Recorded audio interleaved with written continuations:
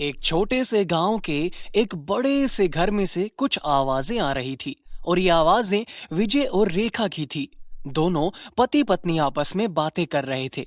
हम न जाने क्यों आ रहा है तुम्हारा भाई। शायद गांव और घर की याद आ रही होगी।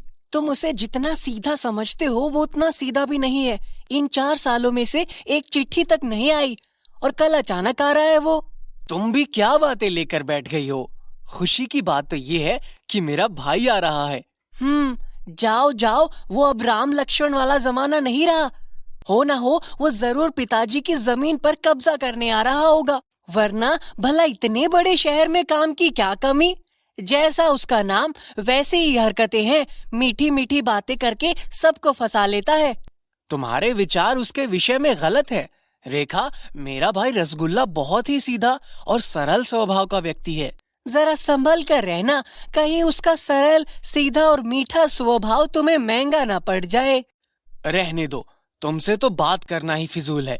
ऐसा कहकर विजय वहां से चला जाता है और अगले दिन रसगुल्ला अपने गांव वापस लौट आता है।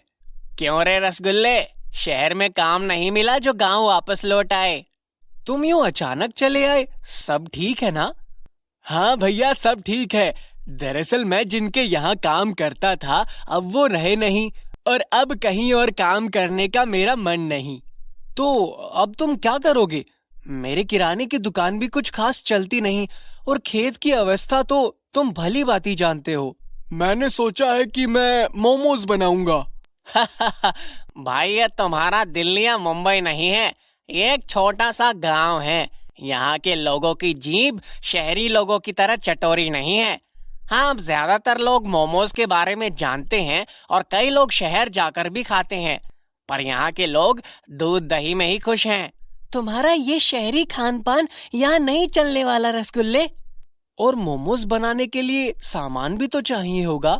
सारा सामान मैं अपने साथ लाया हूँ और सब्जी मिर्च मसाले तो अपने किराने की दुकान से मिल ही जाएंगे। रसगुल्ला मोमोज का स्टॉल लगाने का निश्चय कर लेता है। देखा, मैंने कहा था ना कि वो यहाँ डेरा जमाने आ रहा है।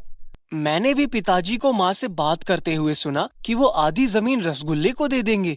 आधी नहीं, तुम देखना पूरी की पूरी जमीन ही उसके नाम कर दी जाएगी।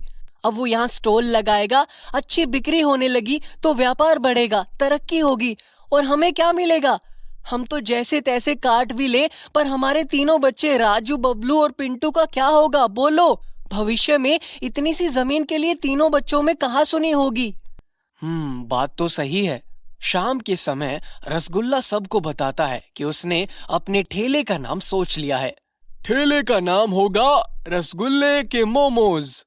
और रसगुल्ला एक आदमी को बुलाकर अपने ठेले को रंग करवा लेता है और उसे नाम भी बता देता है। वहीं दूसरी ओर, मेरे पास एक युक्ति है जिससे हमारा काम आसान हो सकता है।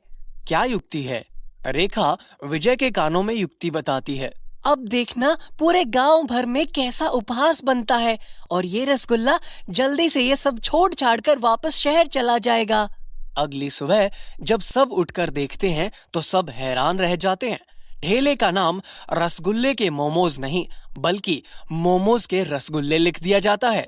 ये क्या हो गया? बहुत से लोग रसगुल्ले और उसके ठेले का मजाक उड़ाते हैं और पहले ही दिन रसगुल्ला निराश हो जाता है। भाई मोमोज तो सुने थे, पर ये मोमोज के रसगुल्ले क्या होते हैं भला? लेकिन अजीब सा नाम होने के कारण ये नाम गांव भर में फैल जाता है और लोगों की भीड़ लगना शुरू हो जाती है और लोगों की जुबान पर रसगुल्ले के मोमोज का स्वाद चढ़ने लगता है और अजीब सा नाम होने के कारण पूरे गांव भर में मशहूर होने लगता है और पास के गांव से भी खूब सारे लोग आने लगते हैं। वाह, बड़े ही स्वादिष्ट मोमोज बनाते हो भाई, क्या बात है। शहर में भी ऐसे और इतने मोमोज नहीं मिलते होंगे। इसे तो दुगना मुनाफा हो गया। देखते ही देखते कुछ वर्ष बीत गए और मोमोज के रसगुल्ले एक मशहूर नाम हो गया। अब रसगुल्ले का खूब बड़ा व्यापार था और अंत में बंटवारे का वक्त आया तो पिताजी ने सारी जमीन विजय के नाम कर दी। ये देख रेखा और विजय दोनों दंग रह गए। पर पिताजी, रसगुल्ले का हिस्सा? उसकी चिंता तुम मत करो भैया, मैंने पास वाली जमीन खरीद ली है। अब से मैं वहीं स्टॉल लगाया करूंगा। मैंने तुम्हारी और भाभी के बीच की बातें सुन ली थी और मैं जानता हूँ कि इस टोल का नाम बदलने में भी तुम्हारा और भाभी का ही हाथ है। हमें माफ कर दो भाई। मैं जानता हूँ आजकल हर कोई अपने बाप दादा की जमीन को हड़पना चाहता है, उसे अपना बताकर हक जताकर कानूनी तौर पर उसे छीनना चाहता है। छोटे से जमीन के टुकड़े के लिए आपस में भाई भाई एक दूसरे के टुकड़े टुकड़े कर देते हैं। भाभी, आपको डर था ना कि कहीं आगे चलकर राजू, बबलू और पिंटू में जमीन को लेकर कोई विवाद ना हो, तो अब कोई विवाद नहीं होगा।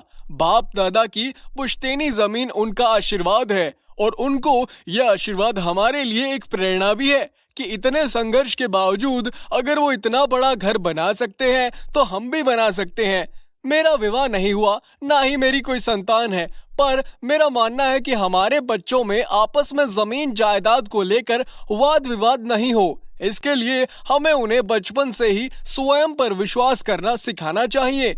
उन्हें ये सिखाना चाहिए कि अगर वो अपनी मेहनत और काबिलियत पर विश्वास करें और असीमित प्रयास करें तो वो ऐसी हजारों जमीन खरीद सकते हैं। माँ बाप सदैव ही अपने बच्चों को सुरक्षित रखना चाहते हैं और ऐसा करने की चाह में वो स्वयं अपने बच्चों को शारीरिक और मानसिक रूप से अपंग बना देते हैं। हमें माफ कर दो रसगुल्ले।